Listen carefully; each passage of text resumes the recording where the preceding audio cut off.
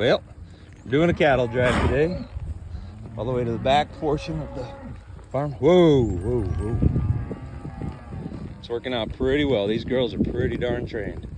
Only a week of being on hot wire. It's amazing what they do, what they learn. Anyways, that's what we're doing today on the Salt Creek Ranch. I'm Will with Ranching with the Kohlers. Thanks for tuning in. We'll get some more updates as we finish this drive. The power of polywire. Oh, calf went under it. Stupid calves. Well, they'll get back in at some point.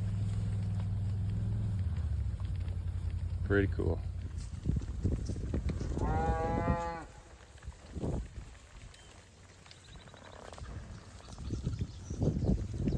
Had a couple that went under where I had some pretty high spots.